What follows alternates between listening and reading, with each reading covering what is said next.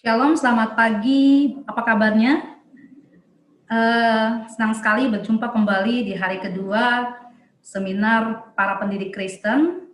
Hari ini kita temanya merancang pembelajaran jarak jauh yang kreatif. Saya mau menyapa dulu terlebih dahulu buat guru-guru yang ada di dalam pendidik Kristen yang ada dalam seminar ini. Ada guru dari Sekolah Lentera Terang Bangsa Banyuwangi, ada guru-guru dari PKBM Terang Mulia Purwokerto, guru dari SD Kristen Baitani Pasuruan, guru-guru dari SD Kristen Tunas Harapan Bangsa Surabaya, guru-guru dari Sekolah Kristen Kalam Kudus Timika, guru-guru dari Sekolah Papua Harapan Jayapura, guru-guru dari Sekolah Papua Kasih Jayapura, guru dari SMA YPK Sentani Jayapura, dan guru dari TK Siloam Betel Sumba. Oke, catatan saya peserta webinar berjumlah 80 orang, kita masih menunggu terus yang akan masuk. Namun sebelum kita mulai kegiatan ini, saya minta Bapak Ibu semuanya untuk kita berdoa sama-sama. Mari kita berdoa. Bapak, terima kasih buat hari ini, seminar hari kedua buat kami para pendidik Kristen dari beberapa sekolah yang ada di beberapa daerah di Indonesia. Kami rindu untuk belajar dan dipelengkapi menjadi guru yang kreatif di tengah-tengah situasi dan kondisi saat ini. Kami tidak mau pesimis, tapi kami tahu Tuhan akan memberikan hikmat kepada kami menjadi guru-guru yang kreatif. Dan hari ini kami mau belajar, berikan hikmat buat hamba-Mu, Bapak Andi, untuk memberkati kami melalui materi hari ini, dan sertai kami semua dalam mengikuti materi ini dari awal, pertengahan, hingga pada akhirnya, dan semua untuk kemuliaan nama Tuhan. Di dalam nama Tuhan Yesus kami berdoa dan mengucap syukur. Amin. Oke, saya akan membacakan biodata dari pemateri hari ini. Nama lengkap Andi Sulistiadi, SEMM, lahir di Purwakarta 29 November 1979, menyelesaikan pendidikan SMA di Subang, Jawa Barat dari tahun 1995 sampai 1998, D3 tahun 1998 sampai 2003 di Institut Kesenian Jakarta jurusan Seni. Tahun 2006 sampai 2011 melanjutkan pendidikan S1 di Universitas Tama Jagakarsa Fakultas Ekonomi, jurusan Manajemen Sumber Daya Manusia. Kemudian melanjutkan S2 di universitas yang sama tahun 2014 sampai 2016, Fakultas Ekonomi jurusan Manajemen Sumber Daya Manusia. Dan sementara ini, dari tahun 2019 yang lalu, sedang mengambil program Dr. S3 di bidang manajemen kepemimpinan dalam pendidikan di Universitas Pelita Harapan. Pak Andi sudah mengeluarkan 7 jurnal, baik dalam bahasa Indonesia maupun dalam bahasa Inggris, yang berhubungan dengan pendidikan, manajemen pendidikan, dan kepemimpinan. Memiliki berbagai pengalaman kerja, baik di bidang seni dan kepemimpinan, sebagai koordinator dan wakil kepala sekolah di Morning Star Academy, dan saat ini menjabat sebagai Secondary and High School Principal Quiver Center Academy di Tangerang, School Manager di Pelita Harapan Bangsa School di Tegal, dan Branch Manager Prime Consultant Education di Tegal. Luar biasa, dan memiliki berbagai sertifikat dan prestasi juga di bidang seni dan pendidikan. Dan Pak Andi memiliki talenta yang luar biasa dalam bidang seni, baik sebagai aktor, solis, dan singer, dan dalam pelayanan di gereja sebagai worship leader and Sunday school teacher. Dan hal menarik dalam cover biodata beliau, ada tertulis Matius 19 ayat 14, tetapi Yesus berkata, biarkanlah anak-anak itu janganlah menghalang-halangi mereka datang kepadaku, sebab orang-orang yang seperti itulah yang mempunyai kerajaan surga. Segudang prestasi dan pengalaman yang luar biasa, mari kita mendengarkan materi dari Bapak Andi selama 45 menit, lalu kita akan lanjutkan dengan sesi tanya-jawab selama 40 menit, dan silakan Bapak Ibu bisa menuliskan setiap pertanyaan dari Bapak Ibu melalui kolom chat, dan bagi Bapak Ibu yang tertarik untuk membeli dan bertanya-tanya tentang buku dari ACSI, silakan tetap tinggal pada akhir Zoom ini, dan mari kita mulai dengan materi hari ini. Pak Andi, dipersilahkan. Baik, terima kasih Ibu Zelviani ya, betul ya? Iya. Shalom semuanya, apa kabar? Semangat ya pagi-pagi.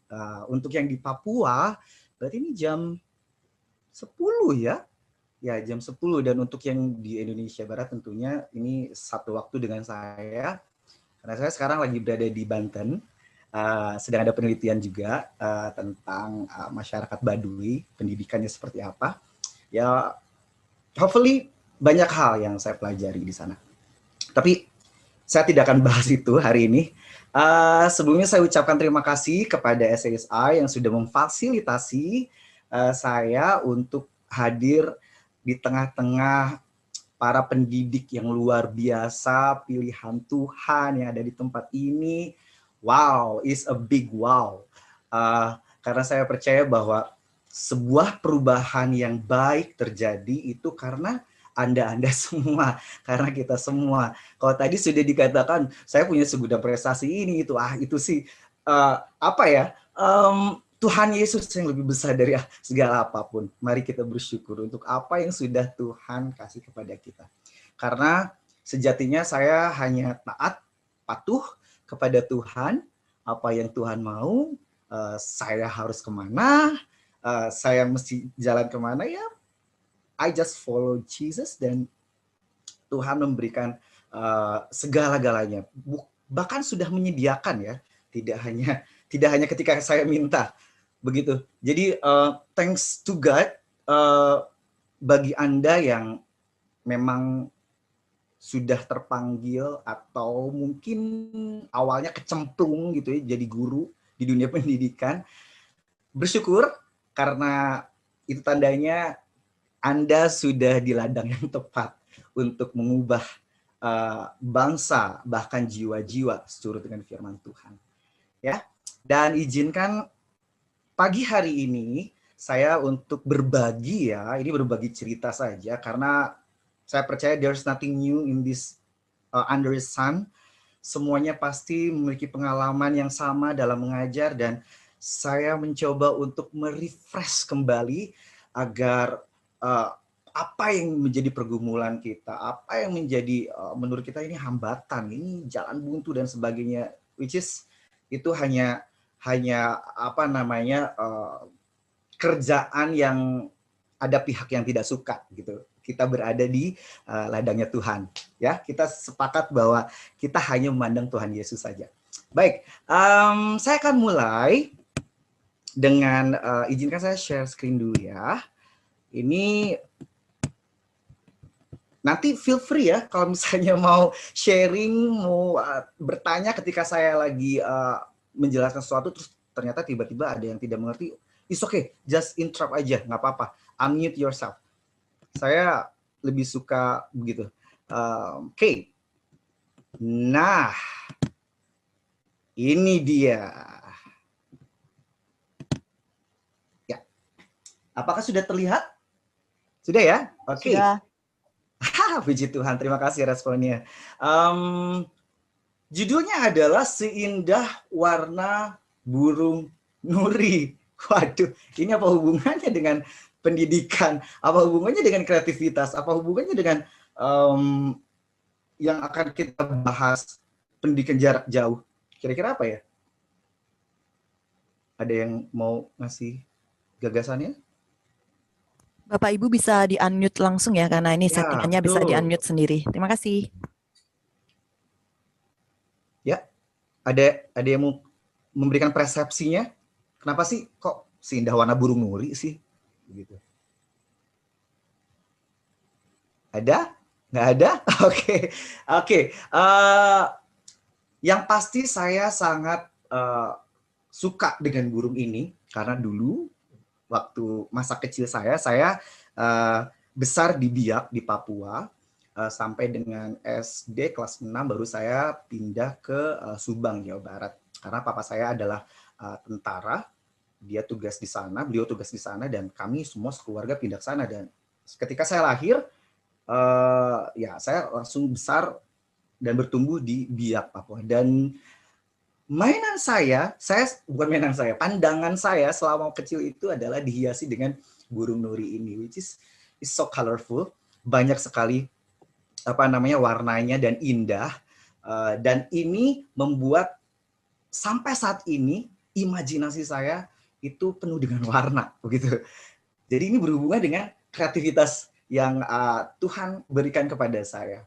Begitu ya. Jadi kolerasinya adalah bahwa burung ini adalah karya Tuhan, adalah salah satu refleksi dari kreativitas Tuhan yang ternyata Tuhan ingatkan kepada saya melalui burung ini, oh, kita bisa berkreativitas juga gitu kan.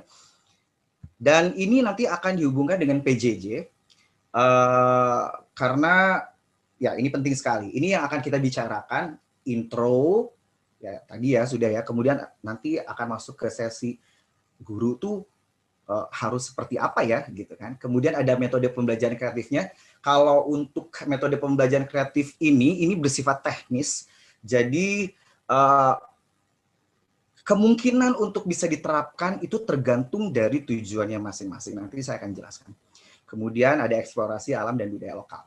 Ya, tapi sebelumnya kita baca sama-sama Amsal 22 ayat 6. Didiklah orang muda menuruti yang patut baginya, maka pada masa tuanya pun ia tidak akan menyimpang daripada jalan itu. Ingat baik-baik the bottom line atau benang merah dari apa yang mau kita didik, karena ini tentang masa depan mereka, anak-anak itu. Ini tentang masa depan kerajaan Allah yang sudah Tuhan titahkan kepada kita. Oke. Nah, ini pasti fenomena yang paling viral ya gitu ya. PJJ, COVID, semuanya di rumah, guru di sekolah. Ada sekolah yang tidak siap dengan fasilitas. Ada sekolah yang siap sekali dengan fasilitas, tapi kontennya tidak siap. Ada juga yang di rumah orang tua, ada yang kerja, waduh bingung gimana cara ngajarnya. Terus ada juga yang oke, saya mau berkomitmen untuk homeschooling, saya akan mendampingi anak-anak saya, tapi knowledge-nya tidak ada gitu kan. Saya nggak ngerti fisika, saya nggak ngerti IPA gitu kan. Akhirnya depresi gitu orang tua. Begitupun guru, ketika saya biasa ngajar, ada anaknya di depan saya, chemistry, attachment, semuanya, apalagi yang PAUD begitu ya. Karena saya dulu berkecimpung di dunia pendidikan itu di PAUD dulu gitu kan. Betul-betul anak-anak PAUD itu attachment-nya adalah sentuhan, lihat langsung gitu kan. Karena kan kita sedang mendidik mereka untuk menstimulus otak mereka dan juga koordinasi ke ototnya gitu kan secara kognitif. Wah, ini jadi fenomena, ini jadi masalah begitu kan. Jadi mesti bagaimana gitu kan, bingung gitu. Apakah hanya sekedar memindahkan dari offline terus sekarang kita beli laptop, kita beli handphone, and then after that udah ngajar, tugas, ngajar, tugas. Bukan itu, begitu kan? Esensinya pendidikan yang seperti yang kita percayai adalah bukan memindahkan, baik itu offline ataupun secara PJJ, memindahkan materi kepada murid begitu saja, tidak. Tapi di sini ada art-nya. Saya bilang di sini the art of teaching ya, seni mengajar. Wah, jadi mengajar tuh kesenian loh gitu kan. Jadi siapapun di sini yang punya bakat seni, wah, very good. I mean, Anda berarti lebih mudah untuk mengeksplor, karena memang kita semua, saya percaya kita semua adalah seniman ya, seniman-senimannya Tuhan. Pasti kita bisa memuji Tuhan, pasti kita bisa bergerak menari, tapi bukan profesional memang. Dan dengan anugerah itu ya sangat tepat jika digunakan di dunia pendidikan gitu ya. Karena teaching is an art. Remember that, teaching is an art. Oke. Ini problematika pendidikannya. Ada masalah kesadaran akan pentingnya pendidikan, faktor ekonomi. Ini tidak hanya saat pandemi saja ya, tapi ini berlaku secara general, apapun kondisinya. Kemudian kondisi politik, macam-macam. Situasional seperti pandemik. Nah, permasalahannya, apakah kita akan menjadi pendidik yang terjebak dalam problematika ini, atau ketika kita percaya firman Tuhan, tentu saja kita akan menjadi solusi, ya kan, memberikan solusi, solusi bagi pendidikan. Artinya, saya rindu semuanya untuk benar-benar mendeklarasikan bahwa tahun 2020 sampai dengan ke depan dilarang pesimistis. Setuju? Yang setuju boleh kasih jempol ya. Oke, jadi 2020 sampai dengan tahun berikutnya itu dilarang pesimistis. Saya mendapatkan data-data ini, salah satunya adalah dari artikel penelitian faktor-faktor psikologi yang mempengaruhi motivasi belajar pada siswa asli Papua terhadap pembelajaran sejarah Anna Maria. Ini diterbitkan tahun ini ya. Boleh nanti di searching, banyak sekali. Jika para pendidik ingin mengetahui apa saja sih update dari penelitian, cari saja artikel jurnal di Google Scholar, itu bisa teman-teman dapatkan semuanya. Oke, selanjutnya tiba-tiba ketika pandemik datang ini kan, SE Mendikbud nomor 4, kemudian ada Merdeka Belajar juga gitu kan. Satu hal yang saya highlight di sini adalah ternyata pendidikan yang sejatinya adalah memberikan pengalaman belajar yang bermakna. Ingat ya, bermakna. Kita boleh kreatif, kita boleh merencanakan sesuatu, kita boleh beyond out of the box misalnya begitu. Akan tetapi ingat, apakah ini bermakna atau tidak? Itu penting ya. Bermakna untuk murid, siswa, kebutuhan siswa atau tidak? Itu dia. Kemudian selain bermakna, itu disebutkan juga bahwa harus menyenangkan, ya, tanpa terbebani tuntutan yang menuntaskan seluruh capaian kurikulum. Ya, itu masalah teknis ya. Tapi yang saya highlight adalah tanpa terbebani, berarti menyenangkan. It's supposed to be fun gitu loh. Seharusnya pendidikan itu bermakna dan menyenangkan. Ya, 2 poin itu yang saya akan angkat di sini. Kemudian ini ada kaitannya dengan Merdeka Belajar yang sedang gaung-gaungkan ya. Dan Merdeka Belajar itu apa sih? Ya, tentu saja di sini ada hubungannya dengan kemandirian siswa, inovasi dan sebagainya. Nanti teman-teman bisa search Merdeka Belajar yang dimaksudkan itu apa. Jadi di sini kolerasi antara SM Mendikbud dan juga esensi dari pendidikan menurut saya itu ada hubungan yang positif ya, jadi saling mendukung. Dan kemudian ini yang penting, ketika kita meresponi pendidikan itu berarti ini adalah ada hubungannya dengan tugas orang tua. Karena memang dalam firman Tuhan mengatakan bahwa kasihilah Tuhan Allahmu dengan segenap hatimu dan segenap jiwamu dan segenap kekuatanmu. Apa yang kuperintahkan kepadamu pada hari ini haruslah engkau perhatikan. Artinya ini adalah visi dari Tuhan yang harus kita kabarkan, harus kita bawa, yang harus kita selalu deliver dalam pendidikan kita kepada anak-anak. Karena kita adalah orang tuanya mereka di sekolah. Ini adalah titah Tuhan, tanggung jawab mendidik untuk orang tua. Dan kita adalah orang tua juga bagi anak-anak didik kita. Jadi ingat, kasihilah Tuhan Allahmu, ini dari Ulangan 5 ayat 5-7. Dan dengan segenap jiwamu dan dengan segenap kekuatanmu, apa yang kuperintahkan kepadamu pada hari ini haruslah engkau perhatikan. Haruslah engkau mengajarkannya berulang-ulang. Oke. Mengajarkan visi, kasihilah Allahmu itu adalah kekuatan bagi kita juga ketika kita bingung, aduh ini mesti ngapain nih? Ingat, kasihilah Allahmu. And then, Tuhan kita itu luar biasa. Tuhan Yesus luar biasa. Ketika kita minta, pasti diberi. Ya dan amin.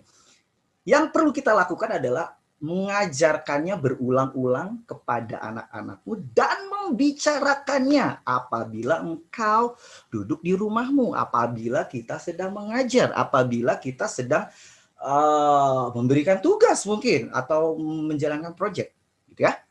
Jadi berulang-ulang. Selalu berulang-ulang kita ingatkan kepada anak-anak visi ini bahwa kita mengasihi Tuhan. Karena Tuhan mengasihi kita terlebih dahulu. Nah, kita beranjak dari intro menuju ke seorang guru. Seorang guru tuh, tadi kan dikatakan orang tua adalah ditugaskan oleh Tuhan untuk mendidik anak-anaknya. Dan guru itu adalah partner dari orang tua. Orang tua partner guru, ya. Jadi artinya di sini ada pendampingan yang sejalan ketika berjalan tuh beriringan, ya. Beriringan, nilai yang sama, value yang sama, pendisiplinan yang sama, cara mengajar yang sama. Dalam arti di sini ada keseragaman, ada orang tua dan guru itu dalam satu konteks, one spirit in the Lord, gitu ya. Jadi remember, parents adalah partner kita dan kita adalah partnernya orang tua. Kita berjalan seiringan. Nah, seorang guru ini, orang bilang guru itu penting sekali dalam dunia pendidikan. Orang-orang bilang bahwa pendidik itu ujung tombak lah gitu istilahnya. Iya, ujung tombak itu apa gitu kan, maksudnya apa ini? Oke, saya akan coba kita berikan refreshment lagi. Ini dia. Saya baca di John Milton Gregory. Buku ini tentang The Seven Laws of Teaching. Mungkin di sini ada yang pernah baca ya, ada yang pernah mempelajari. Buku ini adalah hukum. Kalau hukum berarti kan the law of teaching. Hukum berarti itu pasti yang dimiliki guru itu adalah seperti ini, begitu ya, sejatinya. Teacher seharusnya dan wajib ya untuk hidup dalam kebenaran, mengetahui kebenaran, menyiapkan segala sesuatu, mempelajari segala sesuatu berdasarkan kebenaran. Dan juga hidup dalam kebenaran.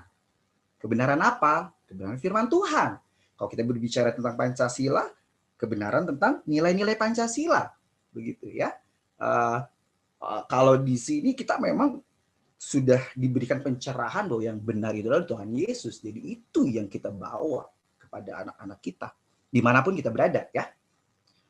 Dan guru yang benar adalah yang mau belajar, keep learning through the learning process, dengan hal yang bermuatan nilai kebenaran.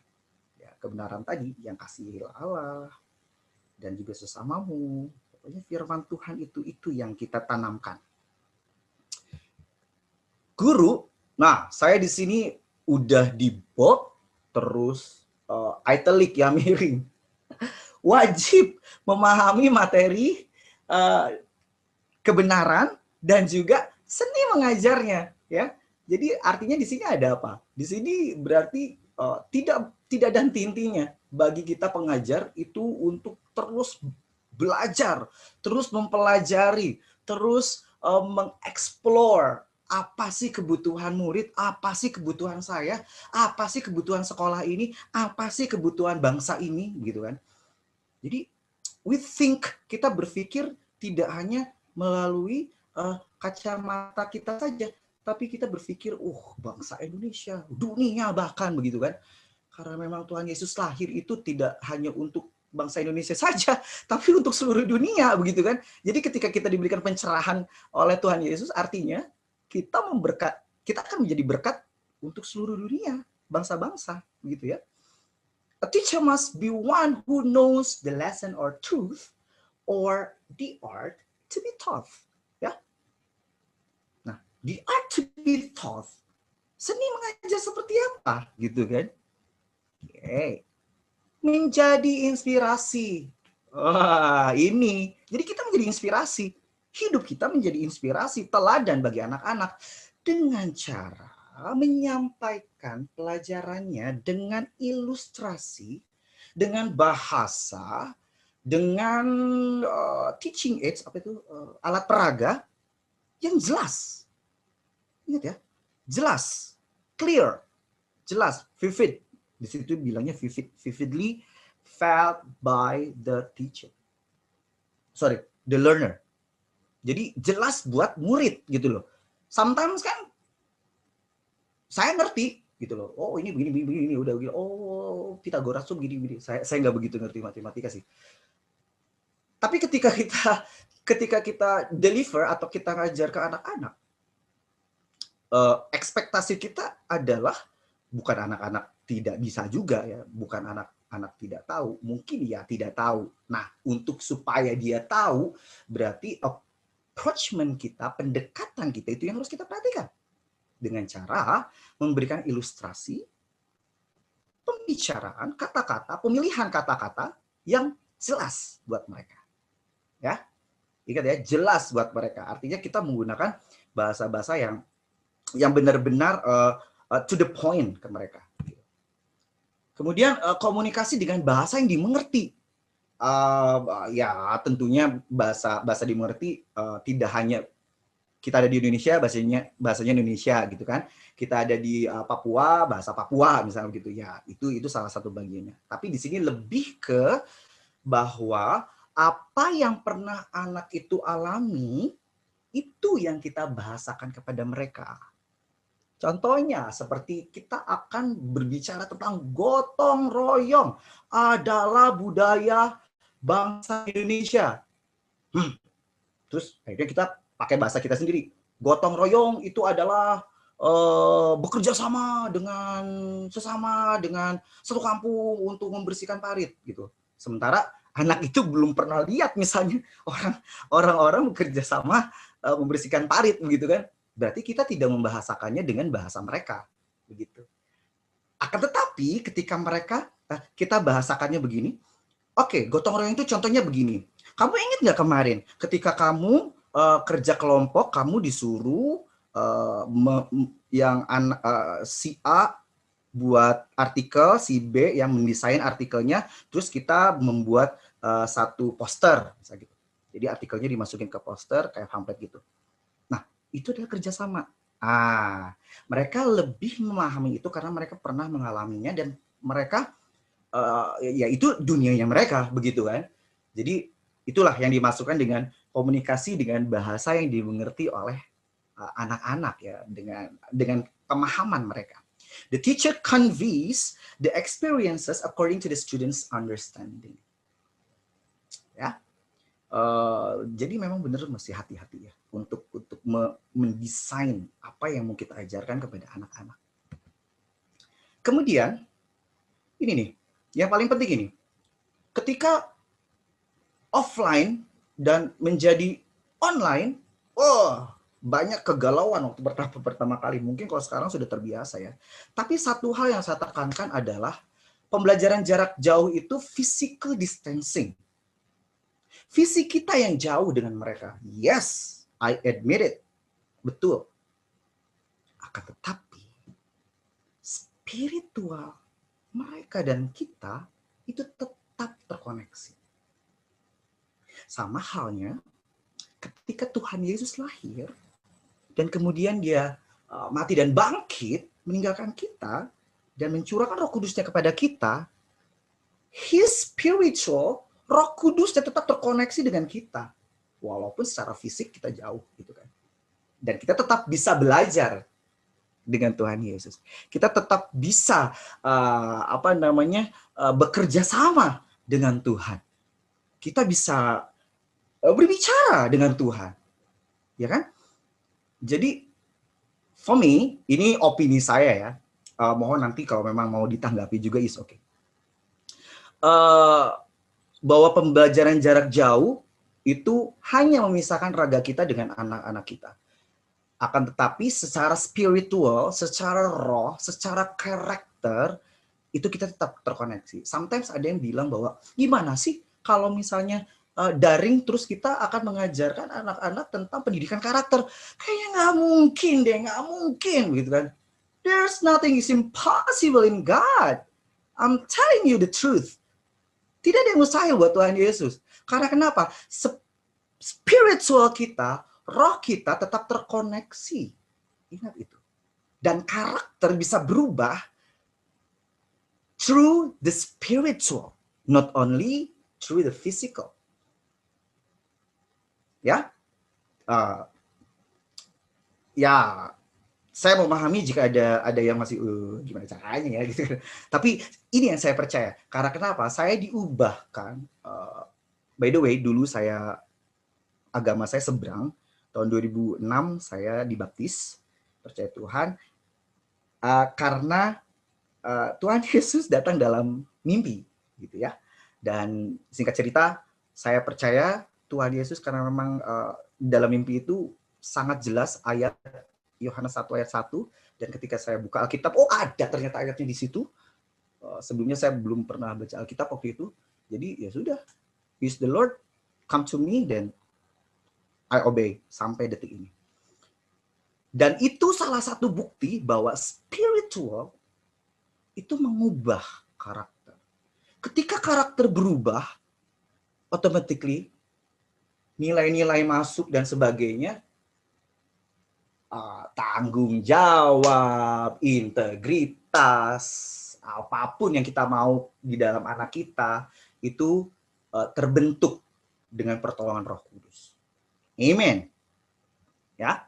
Jadi untuk guru-guru, kira-kira pendidik ini kita sama-sama ya belajar ya bahwa ini yang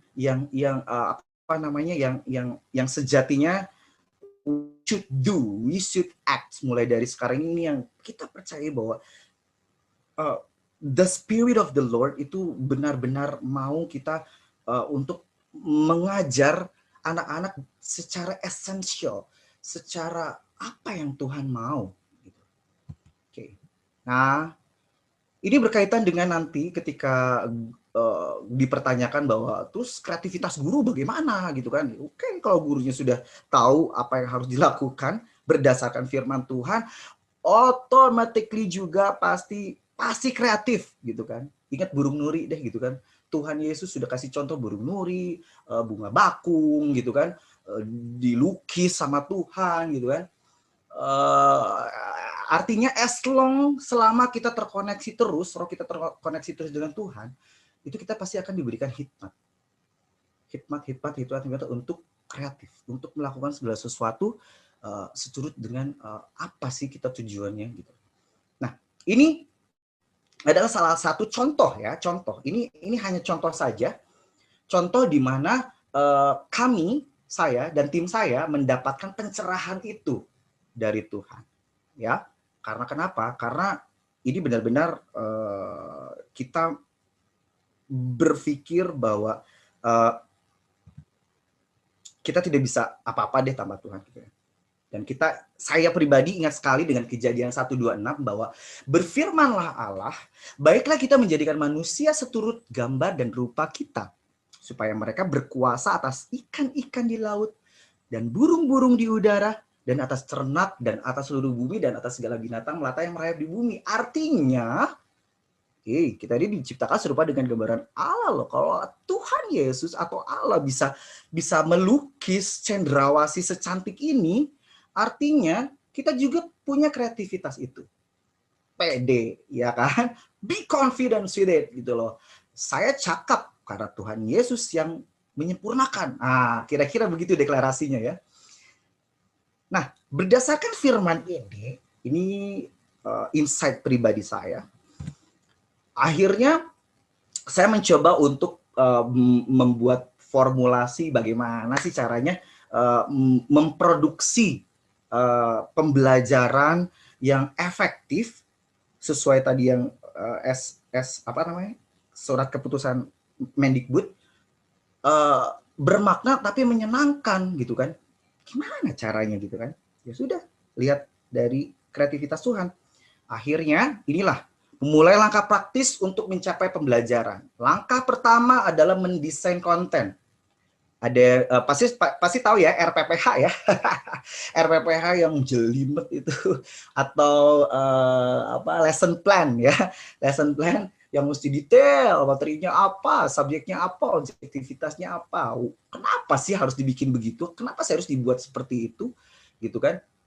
Ternyata ini adalah dasar dari apa yang akan kita capai dalam sebuah mata pelajaran, ya. Misalnya ini adalah desain konten mata pelajaran. Pilih mata pelajaran apa.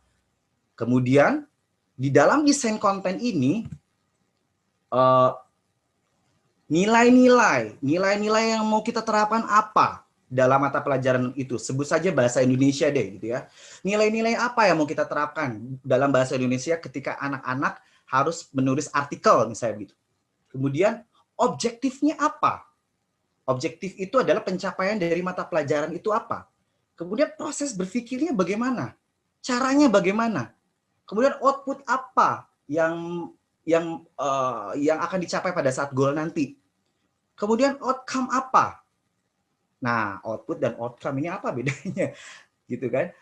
Output itu adalah hasil dari sesuatu yang misalnya sesuatu yang sudah dilakukan, dan kalau outcome itu yang sudah dilakukan itu, hasil yang sudah dilakukan itu diaplikasikan untuk menjadi berkat buat orang lain, gitu ya. Nanti saya akan kasih contohnya. Jadi di sini ketika mendesain konten, nilai-nilai, objektif, proses, berpikir, output dan outcome itu perhatikan baik-baik. Karena kita boleh saja memiliki kreativitas yang wow, tapi kreativitas yang wow tanpa nilai-nilai, tanpa objektif, tanpa proses berpikir, output dan outcome is gonna be nothing. Jadi pointless, jadi percuma gitu loh. Hanya seru aja gitu kan. Tapi apa pelajarannya gitu kan? Karena begini, kenapa harus dibuat seperti ini? Karena mereka itu, murid-murid itu berharga. Bahwa mereka itu sudah dibeli dan ditebus dengan kuasa darah Kristus. Itu yang mau kita tanamkan. Nilai itu salah satunya yang mau kita tanamkan. Oke. Nah, jika setelah mendesain konten, nilai-nilai, objektif, proses berpikir, outcome dan output dan outcome, kemudian kita tentukan apa sih acaranya, apa sih pembelajarannya, kapan, kemudian di mana, siapa saja nih PIC-nya, siapa aja yang mau di follow up kalau muridnya misalnya begitu. Kemudian mengapa harus begitu? Kemudian bagaimana caranya, solusinya. Taruh dalam setiap desain konten apa, kapan, di mana, siapa, mengapa, bagaimana. Agar lebih efektif untuk mencapai objektifnya. Kemudian pada saat merealisasikannya, artinya ini operasionalnya, artinya ini kegiatan belajar mengajarnya ya. Proses belajar ini itu ya ada tugas kita sebagai pemelihara di situ, kemudian pengembangan, monitoring, koordinasi juga dengan guru-guru lain, kemudian ada pengelolaan, di manage kelasnya, kemudian ada pengawasan juga. Jadi dari desain konten itu untuk direalisasikan, ya kita mesti koordinasi dulu, gitu kan. Kalau memang perlu budget, ya kita minta budgetnya. Kalau memang perlu dikelola, ya kita kelola. Perlu berapa orang yang kelola, gitu kan. Guru-guru, apakah perlu guru-guru lain? Nah, itu di situ, direalisasi. Kemudian pengawasan. Pengawasan ini berarti di sini tidak hanya kepala sekolah, tidak hanya supervisor, tapi guru-guru pun menjadi pengawas, gitu ya. Kemudian proses belajarnya. Seperti apa proses belajarnya? Dengan cara apa? Ini penting, apalagi PJJ begini ya kan. Kemudian pemeliharaannya, maintenance-nya, kerajinan anaknya mau dipelihara seperti apa? Semangat mereka tuh kita pelihara biar tetap semangat tuh gimana gitu ya. Kemudian pengembangannya dikembangkan ya. Materinya sudah ada, konsepnya sudah ada, nah dikembangkan terus sampai akhirnya kaya akan ilmu untuk anak-anak. Anak-anak banyak belajarnya di situ gitu kan. Kemudian mencapai objektif, artinya kita sudah di posisi hasil. Di sini ada outcome-nya, kemudian ada output, outcome, evaluasi, dan di sini tetap ada koordinasi, pengelolaan dan pengawasan juga. Ya, jangan sampai lengah gitu ya. Oke, dari strategi praktis ini, kemudian kita akan realisasikan kira-kira metode pembelajaran apa yang tepat ya ketika offline atau ketika PJJ. Itu penting. Kita yang putuskan di sini. Oke. Taruhlah ini adalah strategi praktis untuk pembelajaran jarak jauh ya. Jadi dari desain konten ini kita akan breakdown. Oke. Sepertinya ini cocoknya menggunakan metode pembelajaran berbasis project misalnya gitu, atau diskusi atau apa saja gitu kan. Oke lah, taruhlah di sini berbasis project based learning ya. Tapi sebelumnya kita akan menjadikan ini patokan untuk mengajar mereka, yaitu pendekatannya adalah melatih pola pikir ya. Karena ini adalah otak kita adalah learning tools ya. Ini adalah alat untuk belajar. Hanya otak ini begitu. Jadi otak ini yang dilatih ketika kita melakukan kegiatan belajar mengajar, entah itu offline atau PJJ. Nah, saya ajak teman-teman semua di sini, bapak-bapak, ibu, para guru-guru yang terkasih dan juga kepala sekolah mungkin di sini untuk melihat gambar ini. Oke, sudah? Ya. Ketika melihat gambar ini, ada yang tahu ini gambar kegiatan apa? Coba bakar boleh batu. nyanyi. Bakar batu. Oke, istilahnya apa bakar batu itu kalau di Papua? Harapan. Yes, 100. Ini ibu siapa tadi yang jawab? Ini harus dapat hadiah nih kayaknya. Thank you.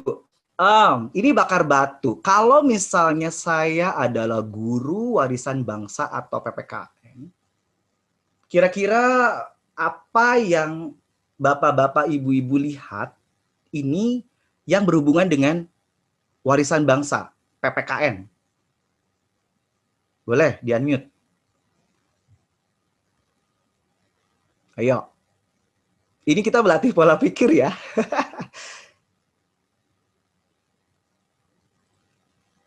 Kira-kira apa hubungannya dengan ya pendidikan warisan bangsa atau PPKN mungkin ya kalau sekarang. Kalau di sekolah saya namanya warisan bangsa. Ya, Pak Elon. Bu Elon apa Pak Elon? Sorry. Kenapa Pak dipanggil Bu? Oh iya. Mau memberikan tanggapannya Pak, silakan. Salah pencet Pak, biar sudah. Kenapa? Ya, ini kalau dari PPKN mungkin tentang apa namanya yang tadi Bapak contohkan di awal ya, tentang apa namanya kalau ya bahasa yang anak-anak mengerti bekerja sama. Oke, very good. Kerjasama. Thank you Pak Elon. Ya. Kenapa kerjasama Pak Elon? Ya, karena gambar ini menjelaskan di mana para ibu-ibu sedang barapen atau bakar batu bersama, di mana budaya atau nilai luhur yang terkandung dari barapen atau bakar batu memang itu kebersamaan. Makanan yang dimasak bersama-sama dan akan dimakan bersama-sama. Oke, jadi di sini apakah ada rebut-rebutan ubinya atau tidak? Tidak, lebih kepada bekerja sama. Tidak ada yang rebutan. Semuanya mengambil porsi bagian kerjanya secara masing-masing. Oke, jadi kalau misalnya kita akan mendefinisikan bahwa kerjasama itu semuanya tidak ada bertikai dan mereka akan dapat bagian masing-masing. Begitu, Pak Elon? Ya, kalau hidden message-nya sendiri kalau dari Bible itu ya anggota tubuh ya, kita berbeda-beda tapi tetap satu. Jadi bisa mengerjakan bagiannya masing-masing. Oke, that's good. Boleh kita beri tepuk tangan buat Pak Elon. Keren, bagus banget ya. Nah, itu salah satu pendekatan melatih pola pikir.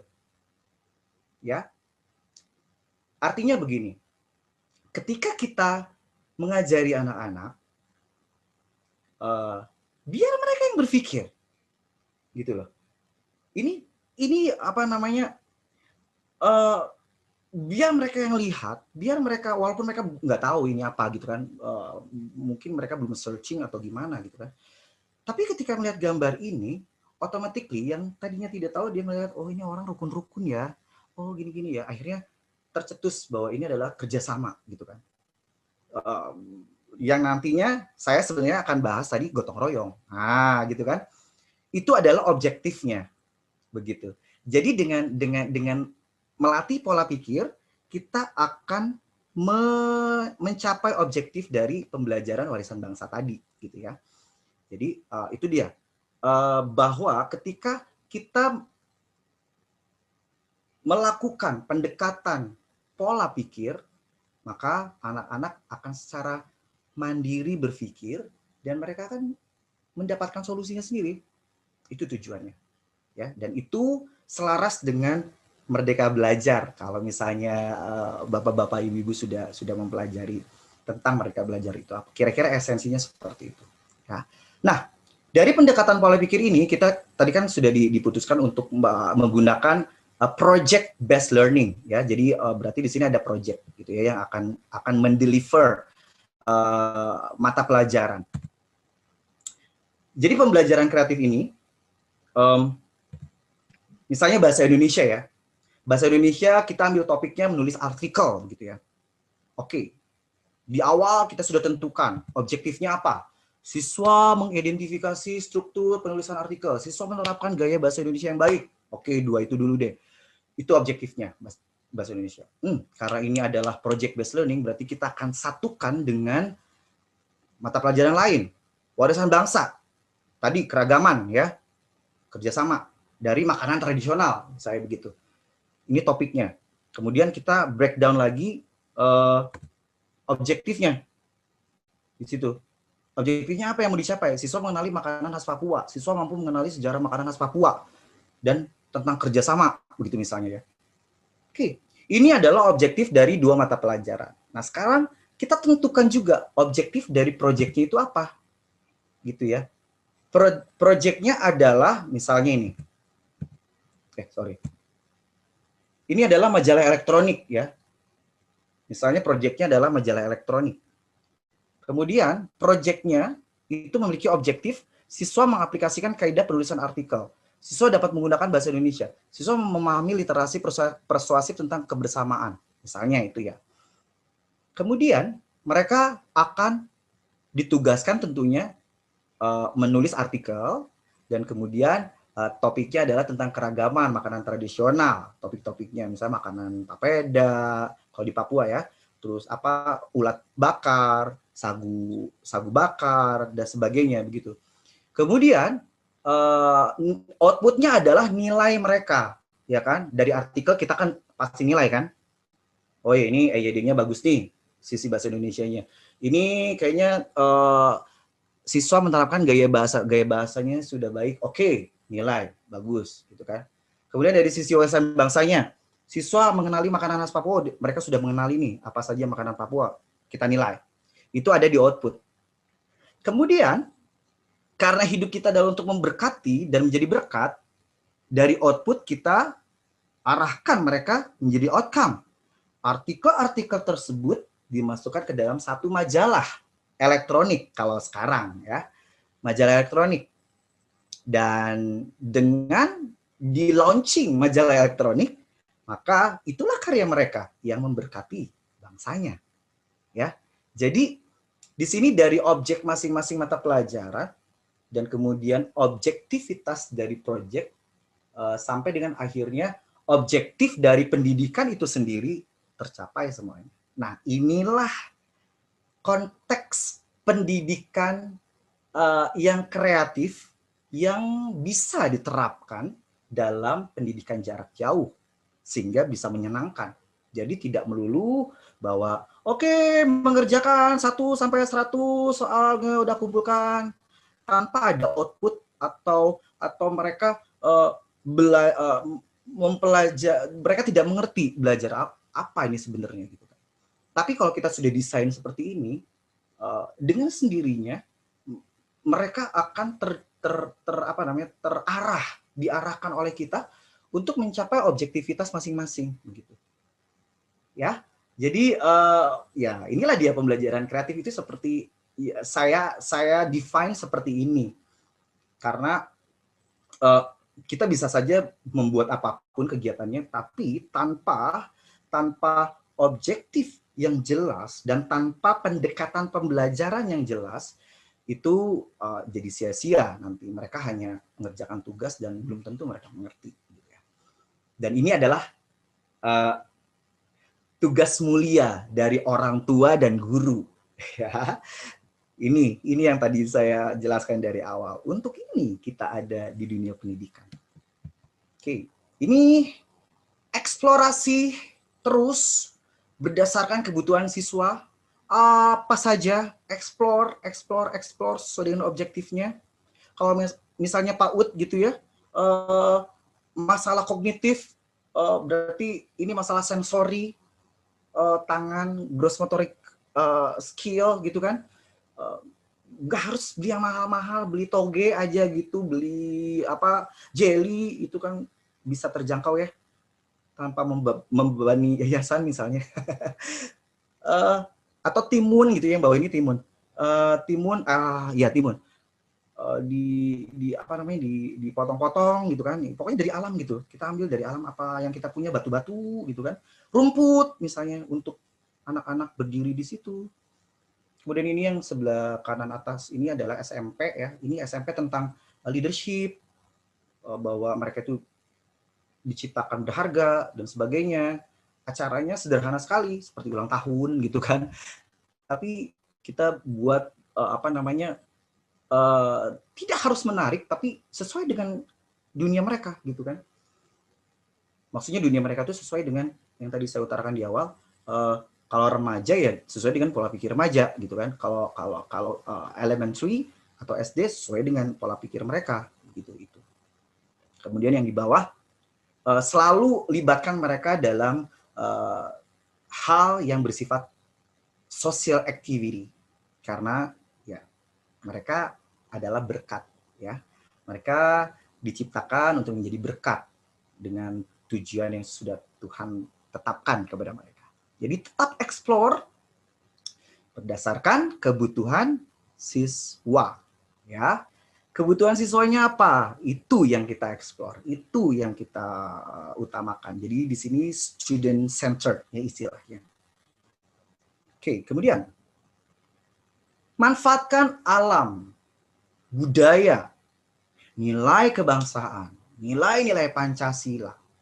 Kalau di Papua ada noken gitu ya, manfaatkan itu. Kira-kira dari noken ini kita bisa belajar apa ya gitu, objektif apa yang bisa ya gitu. Pikirkan dari awal, desain dari awal. Buah matoa ini khasnya Papua gitu kan. Kira-kira dari buah matoa bisa nggak ya ini buat belajar matematika gitu kan. Coba pikirkan dengan strategi tadi. Ini lagi papeda gitu kan, dengan ikannya. Aku nggak tahu ini asli Papua apa enggak gitu. Tapi I love it. Aku suka papeda, suka banget. Dari mengenali makanan daerah, atau mungkin ada kegiatan memasak bersama gitu, memasak masakan Papua bersama misalnya kayak gitu. Berdasarkan budaya lokal itu bisa terjadi pencapaian objektivitas bermakna tapi menyenangkan ya. Kalau yang Anda lihat di sini anak-anak sedang menginjak nampan ya. Nampan itu diisi ada daun-daunan, ada serbuk-serbuk kayu, ada tutup botol, ada pasir, dan ada kain, dan ada kapas. Ini untuk kindergarten waktu itu ya, TK. TK. Ini untuk TK, melatih stimulus kaki mereka, karena ini yang di kota ya, kalau nggak salah ini yang di kota ya. Karena kalau murid di perkotaan kan jarang sekali menginjak tanah ya kan, jadi ketika harus memijakan kakinya di rumput tanpa sendal, tanpa sepatu, itu sometimes mereka yang geli gitu kan, merasa ringkih, merasa geli ya kayak gitu, dan itu perlu dilatih gitu. Itu kebutuhan mereka gitu. itu kebutuhan anak-anak TK yang tidak terlatih motorik atau saraf-saraf kakinya gitu. Jadi secara reguler dilakukanlah seperti ini, menginjak kapas dan sebagainya, dan melatih, dan objektivitas lainnya adalah melatih mereka untuk merasakan halus, kasar, lembut, kemudian macam-macam ya. Itu guru PAUD biasa lebih detail untuk ini ya. Kemudian budaya, belajar budaya nih, karena di sini background saya juga Papua, ini Raja Ampat ya. Ya kita temanya Papua saja di sini. Budaya Papua pun penting banget ya, penting sekali, kaya sekali. Ini adalah foto, kalau tidak salah ini festival di Lembah Baliem, Wamena. Saya pernah tinggal di Wamena 1 tahun. 2 tahun, sorry, di Lembah Baliem ya. Waktu itu ikut papa saya juga sih. Jadi budaya-budaya seperti ini bisa kita angkat, kita jadikan sebagai tema, sebagai alat untuk pendekatan kita mencapai objektivitas pembelajaran tadi. Ya, sekaligus kita menanamkan nilai-nilai kebangsaan tentunya ya. Jadi mereka tidak lupa kalau mereka itu adalah identitasnya sebagai warga negara Indonesia. Oke. Kemudian ini yang selalu saya utarakan kepada guru-guru dan juga siapapun yang ada di sekolah, bahwa setiap ada kegiatan apapun, setiap ada pembelajaran apapun, setiap ada aktivitas fun creativity apapun, selalu beritakan kabar baik. Artinya, sudah, kabarkan saja. Misalnya ini adalah flyer dari TK ya. Dari TK, karena untuk PAUD kan agak ini ya, banyak struggle-nya dalam arti begini. Banyak sekali orang tua yang mengundurkan diri karena aduh kok ini jadi saya ngajar ya gitu di rumah, udahlah saya skip aja deh, tahun depan aja masuk TK-nya. Banyak yang seperti itu. Tapi satu hal yang saya tekankan kepada para orang tua murid saat itu bahwa oke, memang belajarnya di rumah, tapi anak-anak tetap perlu sekolah, anak-anak tetap perlu dididik. Dan karena sekarang belajarnya di rumah dan guru tidak bisa ke rumah gitu kan, akhirnya ya kita mesti bekerja sama dengan perencanaan yang sudah dirancangkan oleh sekolah begitu. Jadi kerjasama, akhirnya ini ada kebijakan baru tentang marketing sih kalau di sini. Akhirnya ada beberapa hal yang kita rombak ketika masa pandemi waktu itu, dan akhirnya para orang tua pun kembali lagi ke sini gitu. Dan justru tidak hanya orang tua sekolah kami, dari berbagai sekolah pun ini ikutan program ini gitu. Ya, kira-kira sudah selesai dari saya. Oke, saya kembalikan lagi ke moderator.